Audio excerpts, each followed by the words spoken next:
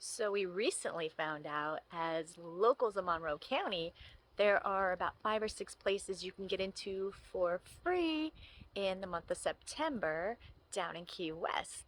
And I guess every first Sunday of the month is also Free Locals Day, and today is the last day of September. So we're going to take advantage of that today. We are going to go jump on the Conch Train, which we have never done. And I believe that's like a 75-minute tour where they drop you off at different locations to check things out. We're pretty familiar with Key West, so we probably won't be jumping off that. We just want to hear the history and what they have to tell us about the city itself. And then if we have time, we're going to go check out the Key West Aquarium because it's my birthday and I love all things ocean. Those are the two things we have on our list today. There are several other places that you can get into for free as a local in the month of September and the first Sunday of every month. So we'll go see how that works. If you have the will and a moment to spare, it's a beautiful world out there. It's a beautiful world out there. For the train, we gotta grab snacks. Okay. You can't go wrong hopping aboard the Conch Train to catch a conch's eye view of 400 years of history and all the wonderful attractions Key West has to offer. There we go, guys. The train's moving. As the first thing I want to share with you, abruptly enough, our very first tourist attraction in Key West. Right down here to the right, the Key West Aquarium. It was built in 1934 by the government, trying to help us through the Great Depression. I'll talk more about that later. Check it out when we get back. Hourly shows and shark feedings. Our very first tourist attraction, 1935.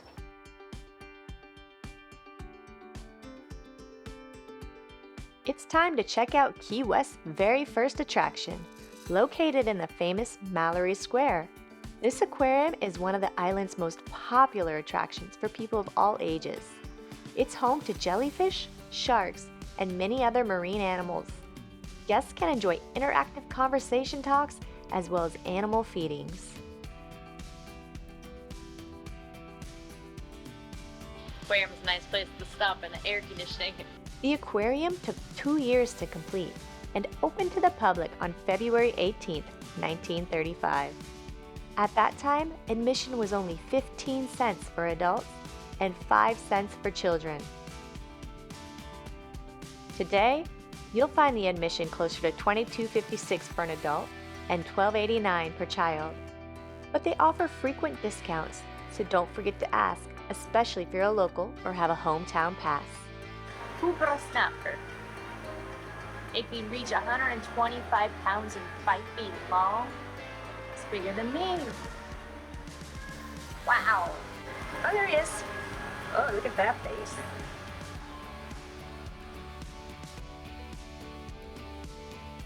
A fun fact, in 1943, the government leased the aquarium to the Navy, Marine Corps, and Coast Guard to use as an indoor rifle range.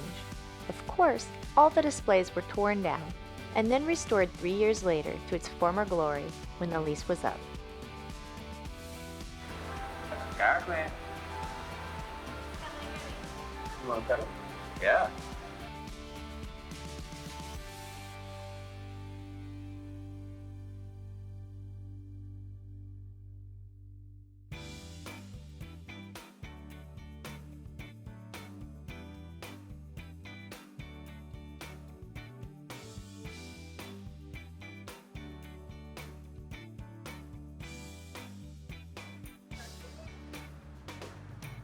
Got a quarter?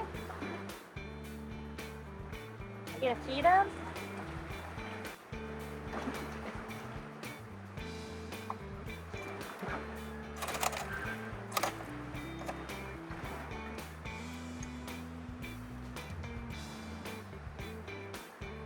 You've obviously done this before.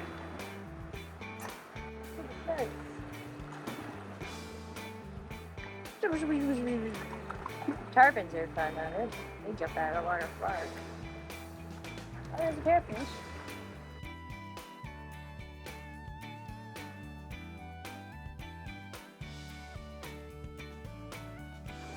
Back to the air conditioning. We're done with the aquarium. It was small but fun, and I'm glad we got to do it for free. They do a tour at 4:30, which is in 5 minutes, but we didn't really want to wait for that since it's mostly just fish, and I know a lot about fish to start with. I don't want to fall out. All right, train's moving. Now, the Rip Building, that's our Art and History Museum, Old 91, built in 1891. It's our customs house. That's the Mel Fisher Maritime Museum. Mel Fisher was a treasure hunter. He spent 16 years looking for the Atocha and the Santa Margarita, two Spanish galleons. After 16 years of saying, "Today is the day, boys," Mel Fisher's dream came true in 1985. He found both those Spanish galleons, almost $500 million in treasure. Here, these are called the Presidential Gates. They erected in 1906, leading up to Harry Jim's little White House. 5 presidents have stayed there so far: Truman, Eisenhower, Kennedy, Carter, and Clinton. You'll also get to learn about the industries that made Key West what it is today. They were all booms and busts. One of the big booms was the Cuban cigar boom. We opened up our first cigar factory in 1831. And not long after, though, there was over 166 cigar factories on this little island. They are rolling 100 million Cuban cigars every year. It was a huge boom for us. Made us very wealthy for a long time. But the Cuban cigar boom ended in a single night. Yeah, the Great Fire of 1886. 3/4 of Key West burned to the ground in just 12 hours. And up in smoke went all those cigar factories. That big cigar boom was a big cigar bust. They never rebuilt. This brick building on the right was an old Curry family tobacco warehouse in 1877. Now, that Great Fire of 1886, it's right through here, too, burning most everything down. However, lucky for the Curry family, they already had a tin roof on this tobacco warehouse. And big metal doors. They were able to close it up and save their Cuban tobacco from the fire. That gave the Curry family a leg up on becoming one of the wealthiest in the state. They had a monopoly on the Cuban tobacco after the fire. All right, up in the next light is Mile Marker Zero. You might have heard of Mile Marker Zero. It is the most photographed street sign in Florida. The beginning and the end of America's first highway, US 1. Key West had several different names over the years, starting with Cayo Hueso. When early Spanish explorers discovered the island, they found it littered with thousands of human bones, so they called it Cayo Hueso, loosely translating to Island of Bones, or Bone Island. Now that later became anglicized. When the English arrived, they thought Cayo sounded like Key and Hueso like West. The only resort known as Key West today, similar in sound to the Spanish Cayo Hueso. So Cayo Hueso, Bone Island, Key West. In 1982, we seceded from the U.S. and became the Conch Republic. Another big boom, like the cigar boom I talked about earlier, was shipwrecking. Early 1800s, there were very few accurate charts and maps of that reef. So that meant that at least once a week, in fact, multiple times a week, there'd be a shipwreck on the horizon. You can see it from here. And the call would go out island-wide, alerting everybody else about the wreck. Multiple times a week. This is the call you'd hear alerting everybody on the island of a shipwreck. When you heard the call, wreck ashore, you knew there was a shipwreck out there on the reef. Whether you could see it out there or not, everybody hearing wreck ashore would race out to the shipwreck. That's because the first person to reach in and actually touch the wreck would be designated the wrecking master. And you wanted to be the wrecking master because you'd be in charge of that particular salvage operation, and you get the largest cut after everything was auctioned off. 50% went to that wrecking master that touched that ship. The courts would give just 25% back to the original ship owner after the auction, and the last 25% divided among the residents of Key West. And guys, there was only about 2,000 of us in the beginning. So as you can imagine, with that happening on the reef multiple times a week, it didn't take long before we were the highest per capita in the nation. We're gonna go see if the Shipwreck Museum is open. We've done this a couple years ago, but it might be fun to do it again. Ooh, down into the dungeon. Oh, wow, it stinks in here. Oh, it stinks in here. But it is air conditioned. It smells like a bunch of dirty pirates. So everything you guys see inside of this case came off of the Alcazador. You know, the Alcazador actually has a very important and interesting history. You see, the Alcazador was carrying over 400,000 of these Spanish pieces of eight to back up the failing currency within the Spanish-controlled Louisiana territory. Had the ship made it to its destination, it's very much possible we might not have Louisiana in the United States today. Now, what I find interesting about this story is actually how the treasure was discovered. You see, in 1993 in the Gulf of Mexico, a fishing vessel with a very ironic name happened to haul up a 45-pound boulder of nothing but clustered together Spanish pieces of eight. That's what you see right here. Now you may ask, what's so ironic about the name of that fishing vessel that discovered the Alcazador? Well, she was called the Mistake. So this is the treasure that was found by mistake.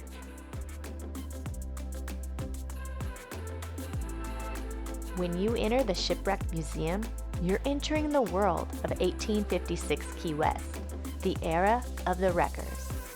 And you'll discover Key West's unique maritime heritage and how it became the richest city in the United States.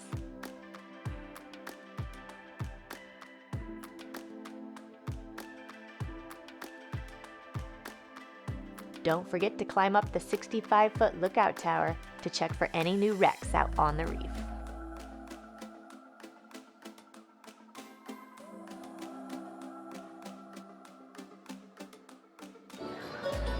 Lots of stairs. Lots of stairs. Here we go.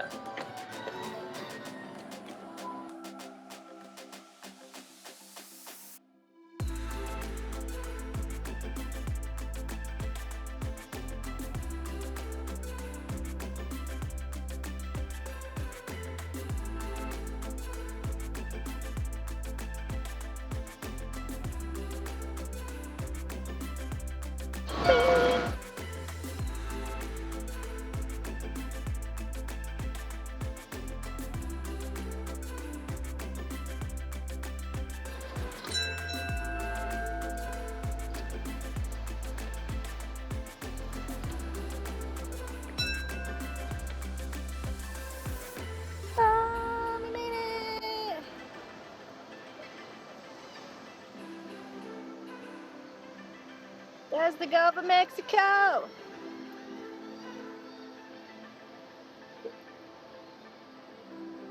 There's the Atlantic. Beautiful. I think there's like 4 more things we can do for free today, but most of them are closed. So I think we're gonna go have some yummy dinner. Din din. What you're going to see up here at our southernmost buoy is the southernmost line of tourists. They're taking their southernmost photograph of our southernmost buoy. We are closer to a foreign nation right here. There we are, a Walmart. Now we're on Duval Street, the main attraction of Key West. Parties, festivals, parades, restaurants, shops, and just a couple of bars. It runs the entire length of the island, only 14 blocks. No, Duval Street's only 14 blocks. Guess how many bars? 200 bars on Duval Street. Yeah, 14 blocks, 200 bars. The most famous of the 200 bars, you've all heard of Sloppy Joe's bar. That was Hemingway's favorite watering hole, 1937, Sloppy Joe. How did we get 200 bars in 14 blocks? Well, we stacked them on top of each other, that's how. You'll see the bull, the whistle, and the Garden of Eden on the rooftop here on the right. 3 bars, 1 address, we stack them on top of each other. This yellow building on the left was an old sponging warehouse back in 1889. Sponging employed about 1,200 sailors on 140 sponging boats for many, many years. Another big booming bust for Key West sponging in the old sponging warehouse. Yeah, it seems like most of our boats, for some reason, ended bust here in Key West, even sponging. It wasn't a fire this time, it was red tide. 1938, red tide would wipe out the sponging industry for an entire generation. Now, the historic seaports changed a lot in my lifetime. It wasn't always million-dollar fishing boats. When I was growing up, it was shrimp boats, 500 of them. Now I hunted the Key West pink shrimp. Key West pinks are nocturnal shrimp. They bury themselves in the sand during the day. They don't come out at night. Shrimpers didn't even discover them because of that until 1949. All right, guys, thank you for riding the world-famous Conch Train. I hope you all enjoyed my tour. Key West is the best. Hands down. It's my favorite place. Shh, don't tell anyone. Would you recommend the Conch Train tour? Oh, definitely. Go on the Conch Train tour. Check out the Shipwreck Museum. Go to the aquarium. Eat. Eat. There's so much good seafood here. So much good seafood here. And of course, if you like to drink, there's those 200 bars that guy mentioned. On Duval, but there's more off of Duval. There's, put it this way, this little island, within walking distance, you could spend a month here and never do the same thing twice. And never go in a car. Like it's that jam-packed with beautiful, incredible things to do. Definitely my favorite spot in the entire world. That is a good point. We've probably come down here a month's worth of days over the spread of a year, and we've not done the same thing twice.